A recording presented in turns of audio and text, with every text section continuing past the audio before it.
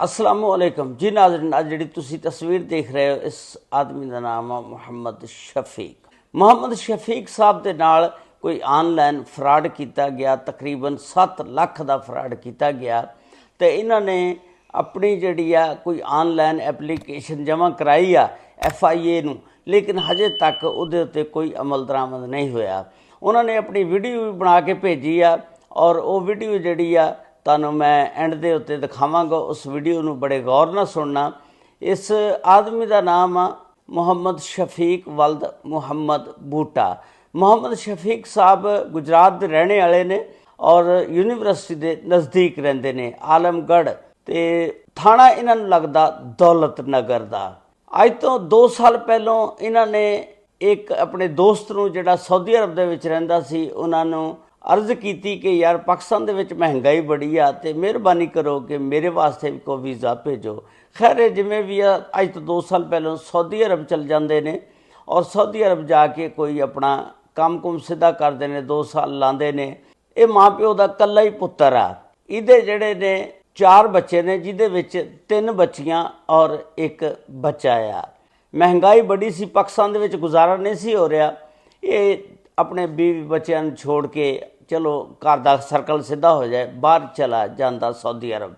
Saudi अरब जाके अपनी मेहनत मजदूरी करता। उस तो बाद इन्हें फेसबुक पर कोई ऐड वगैरह देखी। कोई गवादर का बंदा है मौलाना अशफाक साहब, तो वह कंबल वगैरह का काम करता। एक किते उन्होंने झांसे दे विच आ जाता। ऑनलाइन उन्होंने कहा कि तू खरीदारी कर ला। गवादर दे विच वो बंदा सी मौलाना अशफाक, ਉਹਦੇ नंबर भी ये दस रहा, तो तुसी नंबर भी देख लेना ਜਿਹੜੇ है ने। तो उस तो बाद इन्हें पैसे भेजे तो 20 अप्रैल तो लैके 26 जुलाई तक तकरीबन ये कहता कि मैं 7 लाख रुपया भेज चुकिया। उस तो बाद एक इसरार नामी आदमी जिहड़ा वो कस्टम का बंदा बन जाता, बन के तो ये को कहता कि मैनू इन्ने पैसे भेज अगर तू अपन चीज़ां छुड़ानियां ने। ये दस रहा कि मैं 7 लाख रुपया दे चुके हैं तकरीबन। वो फ्रॉड के जरिए मैनू उन्होंने वरगला लिया और 7 लाख रुपया हथिया लिया। उस तो बाद इन्होंने ऑनलाइन एक एप्लीकेशन भी जमा करवाई आ, लेकिन उस एप्लीकेशन के उत्ते कोई अमल दरामद नहीं होया। वो बेचारा गिड़गड़ा के अर्ज कर रहा कि मेरी हुकामे बाला अगे अपील आ कि मेरी दाद रसी की जाए और मेरे केस नूं पुट अप किया जाए। आओ उस बंदे का मैं इंटरव्यू तुहानूं सुणाना। वो बंदे का इंटरव्यू तुसीं खुद सुनो। इस वास्ते अस्सलाम वालेकुम जनाब, मैं पाकिस्तान पंजाब ज़िला गुजरात नज़द यूनिवर्सिटी गुजरात का मैं रिहायशी हाँ। दौलता नगर थाना पुलिस स्टेशन दौलता नगर। जनाब मैं 22 अप्रैल तो लग के मेरे नाल 26 जुलाई तक मेरे नाल धोखा ते फ्रॉड हो चुका है। मैं फेसबुक पे समान बुक करवाया सी ग्वादर तो। दुकानदार का नाम है मौलाना अशफाक अहमद। वह नंबर है जनाब 0344 14 92 859। जो कस्टम वाला 2 नंबर बंदा बनया सी सरार अहमद नाए दे 0341 81 51 860 0359 040 75 41। ये उन्होंने नंबर अपने नंबर ने जनाब।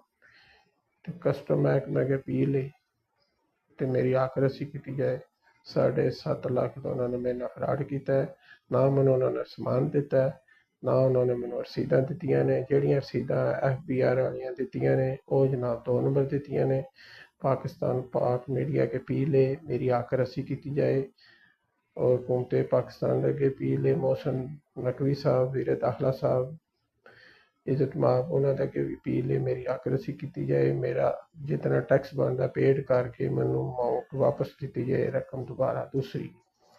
फिर दोबारा कला करता इसरार नामी बंदा 5,32,000 रुपया और लवा तो तेन 15 लाख तेरे अकाउंट च वापस अमाउंट रिटर्न हो जाएगी।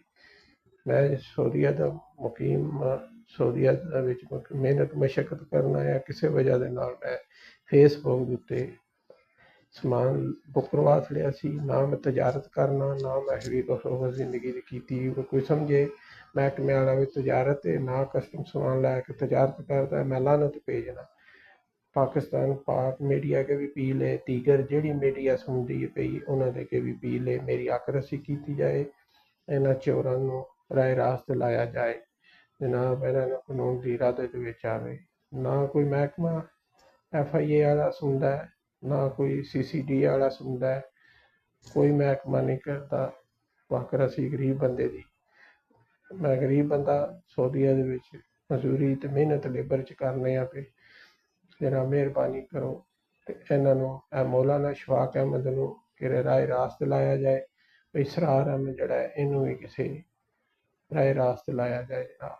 मेरी अपील है पाकिस्तान पाक मीडिया के दीगर जिहड़ी जिहड़ी मीडिया सुनदी है भी मेरी वीडियो नूं हायर किया जाए तो हक रसी की जाए।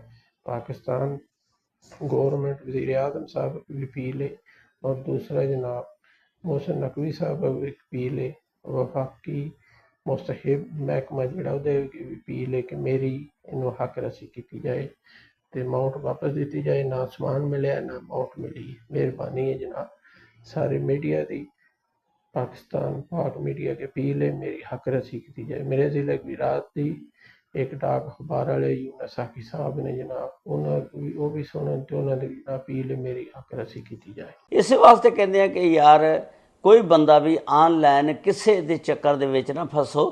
ਕਈ ਲੋਕ ਕਹਿੰਦੇ ਨੇ WhatsApp ਦੇ ਵਿੱਚ ਵੀ ਕਿ ਹਾਫ ਕੀਮਤ 'ਤੇ ਤੁਸੀਂ ਲੈ ਜਾਓ ਜੀ, ਪੈਸੇ ਭੇਜੋ ਪਹਿਲਾਂ, ਲੇਕਿਨ ਇਹ ਸਾਰੇ ਫਰਾਡ ਹੁੰਦੇ ਨੇ। ਬਰਾਏ ਮਿਹਰਬਾਨੀ ਇਹਨਾਂ ਚੱਕਰਾਂ ਦੇ ਵਿੱਚ ਨਾ ਆਇਆ ਕਰੋ। ਜਦੋਂ ਬੰਦਾ ਲਾਲਚ ਦੇ ਵਿੱਚ ਆਉਂਦਾ ਤਾਂ ਫਿਰ ਉਹ ਬੰਦੇ ਦੀ ਮੰਜੀ ਠੁੱਕ ਜਾਂਦੀ ਆ।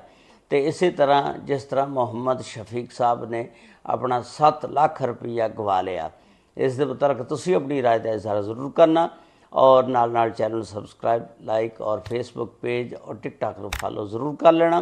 अल्लाह ताला बुरे वक्त तो बचावे। अस्सलामु अलैकुम व रहमतुल्लाहि व बरकातहू।